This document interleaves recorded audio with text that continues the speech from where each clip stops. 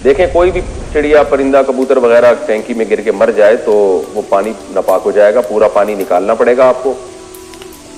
اب رہا یہ مسئلہ کہ اگر آپ نے دیکھا ہے کسی نے کہ فلاں ٹائم پہ گرا ہے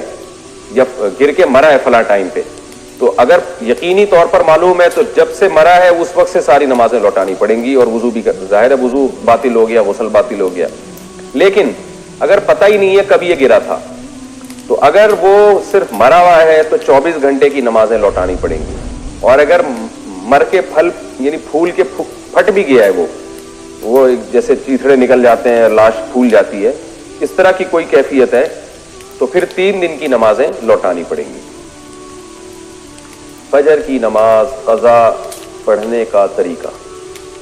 فجر کی نماز میں کبھی دیر سے آنکھ کھلے اور وقت اتنا ہو کہ صرف فرض پڑھ سکیں،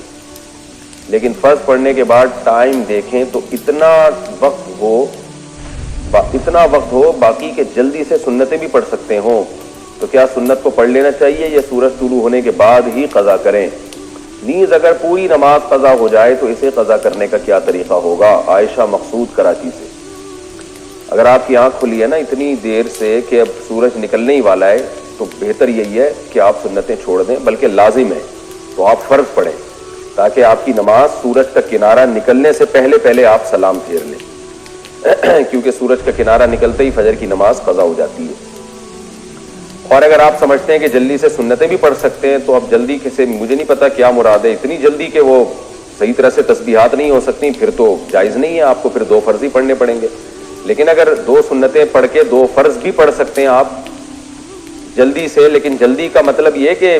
جو واجب مقدار ہے رکوع کی، سجدے کی اور قوما کی، وہ مقدار بہرحال آپ ادا کر لیں گے، یعنی سکون سے نماز ہو جائے گی آپ کی، چاہے مختصر ہی کیوں نہ ہو۔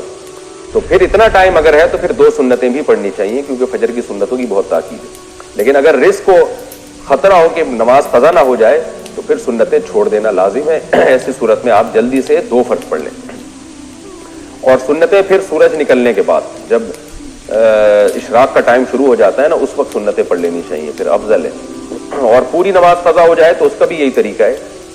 کہ سورج نکلنے کے بعد 2 سنت پڑھی جائیں اور 2 فرض پڑھے جائیں۔